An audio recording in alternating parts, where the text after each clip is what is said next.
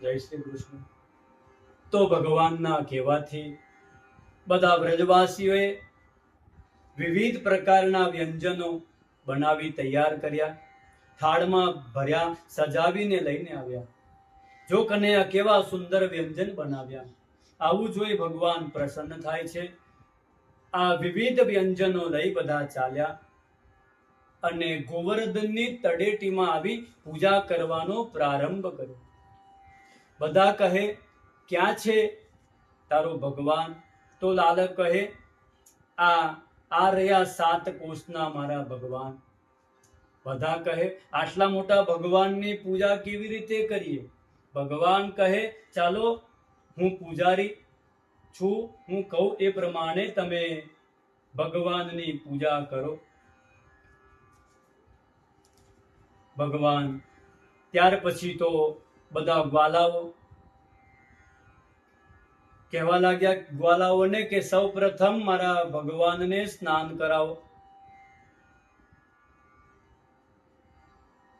તો બધા ગ્વાલાઓ માટલા ભરી ભરીને જળ લાવ્યા, સ્નાન કરાવવા લાગ્યા.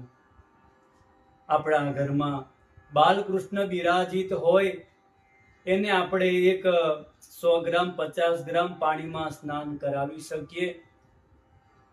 આ તો ગિરિરાજ 7 કોષના. ગ્વાલાઓ કહે કે લાલા હજારો ઘડા પાણી પધરાવ્યું પણ આનું મસ્તક પણ હજુ ભીનું થયું નથી. આ 7 કોષના દેવતાને ક્યાં સુધી સ્નાન કરાવીશું? ભગવાન કહે, દેવતાઓની પ્રાર્થના કરો તો મારો ભગવાન એ ગંગાજી અહીં જ પ્રગટ કરશે.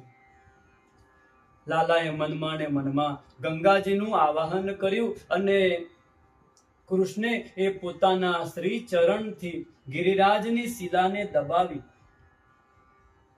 એની સાથે જ માનસી ગંગા પ્રગટ થયા, જળનો ફુવારો નીકળ્યો. બોલો માનસી ગંગા કી જય. માનસી ગંગા ત્યાં પ્રગટ થયા. માનસી ગંગા પ્રગટ થયા. બધા ગ્વાલાઓ કહે, ગજબ થઈ ગયો લાલા, ગંગાજીની ધારા તો અહીંયા જ પ્રગટ થઈ ગઈ. બધા હર હર ગંગે કરી કરીને ગિરિરાજને સ્નાન કરાવ્યું. વ્રજવાસીઓ માનસી ગંગાની સ્તુતિ કરે.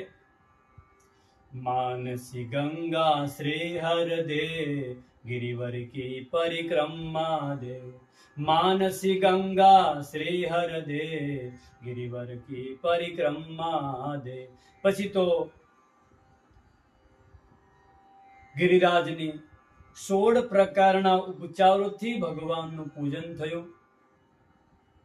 ભગવાનનું ધ્યાન, આવાહન, આસન, પાદ્ય, અર્ઘ્ય, સ્નાન, વસ્ત્ર, યજ્ઞોપવીત, ગંધ, પુષ્પ, ધૂપ, દીપ, નૈવેદ્યનો સમય થયો. લાલો કહે, લાવો ભોગ લાવો, લાવો ભોગ લાવો. ભોગની તૈયારી થવા લાગી. બધા ભોગ સામગ્રી લાવવા લાગ્યા. ભગવાનની પાસે પધરાવ્યો. નંદ બાબા કહે, થોડો પડદો કરો. ભગવાન કહે, મારો લાલાને પડદો કરવાની કોઈ જરૂર નથી, એ તો પ્રત્યક્ષ થઈને ભોજન કરે. તમે બધા આંખો બંધ કરી ધ્યાન કરો. બધા આંખો બંધ કરી ઉભા રહ્યા. હે ગોવર્ધનનાથ, અમારા ભોગ સામગ્રીનો તમે સ્વીકાર કરો. તો એક રૂપમાં ભગવાન પૂજારી બન્યા ને બીજા રૂપમાં સ્વયં ચતુર્ભુજ રૂપ ધારણ કરી ને પ્રસાદ એ પ્રગટ થયા. લાવો વ્રજવાસીઓ ભોગ.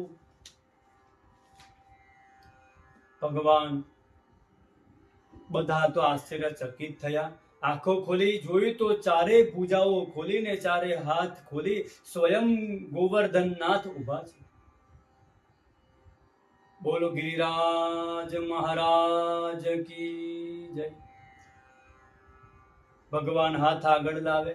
વ્રજવાસીઓ એક એક થાળ મૂકતા જાય અને બધા જ થાળ એક જ મિનિટમાં ખાલી થઈ ગઈ. બધા વિચાર કરે, કહે, ભાઈ કનૈયા ગજબ થઈ ગયો. ઇન્દ્રની પૂજા કરતા કરતા તો કેટલા વર્ષો વીતી ગયા, પરંતુ એને દર્શન આપ્યા નથી ને તારો ભગવાન તો જો એક જ દિવસમાં પ્રસન્ન થઈ ગયો અને દર્શન આપે છે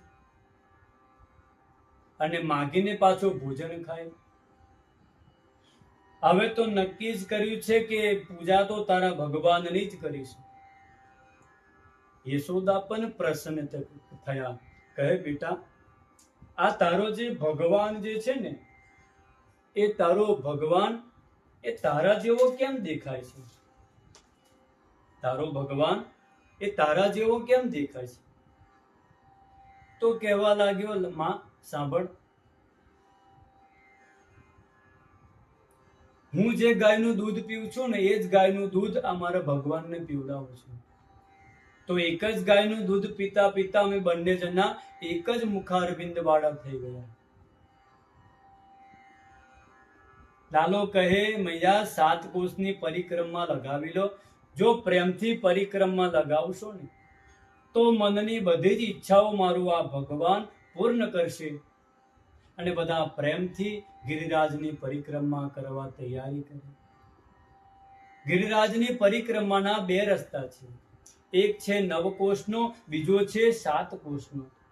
આપણે અહીં નવકોષની પરિક્રમાનું વર્ણન એ શ્રવણ કરીએ તો ગિરિરાજના મુખારવિંદથી પરિક્રમાની શરૂઆત થાય. મુખારવિંદની આગળ મહાપ્રભુજીની બેઠક છે. ત્યાં સૌ દંડવટ પ્રણામ કરે.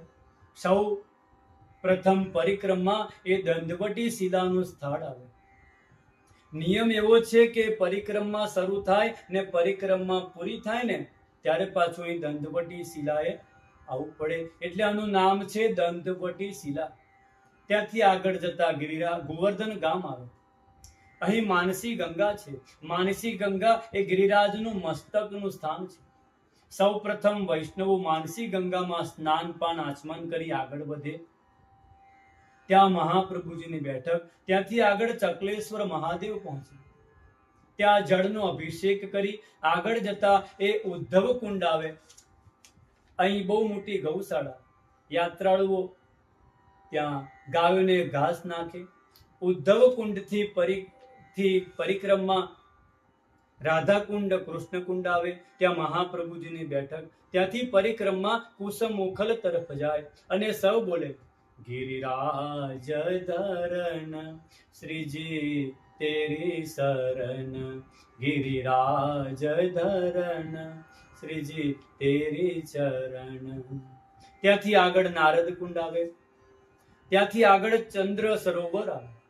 ચંદ્ર સરોવર એટલે રાસસ્થલી. સારસ્વત કલ્પની અંદર પ્રભુ રાસ રમતા હતા ત્યારે સરોવરમાંથી ચંદ્રમાનો ઉદય થયો હતો. અહીં શ્રી મહાપ્રભુજી, શ્રી ગુસાઈજી અને શ્રી ગોકુલનાથજીની બેઠક. અહીં સુરદાસનું ઉત્તમ સ્મારક. બધા ચંદ્રો સરોવરમાં સ્નાન કરે પછી પરિક્રમા ત્યાંથી દાન ઘાટી પર આવે. આ જગ્યાએ શ્રી કૃષ્ણ ગોપીજનો પાસે દાન લેતા હતા. ત્યાંથી આગળ અન્યોર ગલિયા ગામ આવે. ત્યાં શ્રી ગિરિરાજને અડીને સદુ પાંડેનું ઘર છે. એ ઘરમાં શ્રી મહાપ્રભુજીની બેઠક. સદુ પાંડેની ગાય એ ગિરિરાજ પર જતી. ગાયના આંચળમાંથી આપોઆપ દૂધ નીકળતું. શ્રી બાબા પ્રગટ થઈ આરોગતા. સદુ પાંડે વિચાર કરે, મારું ગાયનું દૂધ કોણ દોઈ લે છે? ખબર પડી કે પછી કે શ્રીજી બાબા ત્યાં દૂધ પીવે છે. તો અહીં શ્રીનાથજી શ્રી મહાપ્રભુજીનો મિલાપ એ થયો. ત્યાંથી પરિક્રમા હવે ગોવિંદ કુંડ આવે. ત્યાં શ્રી ગુસાઈજીના બેઠકજી. ત્યાં શ્રી કૃષ્ણદાસ ને શ્રી મહાપ્રભુજીએ ગોલોકધામના ગુફાના દર્શન કરાવ્યા હતા. આજ ગોવિંદ કુંડ પાસે ચૈતન્ય મહાપ્રભુજી આવેલા અને શ્રી વલ્લભાચાર્યજી સાથે ભેટ્યા. અહીં પરિક્રમા વાસીઓ ગોવિંદ કુંડમાં સ્નાન કરે. ત્યાંથી આગળ અપ્સરા કુંડ આવે. અહીં ચિત્તા સ્વામી બેસતા. અહીં અપ્સરા બિહારીનું મંદિર છે. ત્યાં સ્નાન કરી પરિક્રમા પૂછરીકા લોઠા પહોંચે. ઠાકોરજીની રાસલીલામાં જ્યારે અદ્રશ્ય થયા ત્યારે ગોપીઓ ભગવાનને શોધવા નીકળી. અહીં લોઠાજી બેઠેલા. લોઠાજી નામના એક ગોપ બેઠેલા. ગોપી એકબીજીને કહેવા લાગી, પૂછરી પૂછરી, એટલે નામ પડ્યું પૂછરી કા લોઠા. અહીંથી પરિક્રમા સુરભી પહોંચે. અહીં ગિરિરાજ બાવાને 56 ભોગ અર્પણ થાય. હવે પરિક્રમા શ્રી ગિરિરાજના મુખારવિંદ આગળ જતી પૂરા પાછી મૂળ જગ્યા પહોંચે. પછી ગિરિરાજની આરતી થાય. વ્રજવાસીઓ આરતી પૂરી થાય પછી બધા શું કરે? પ્રસાદ.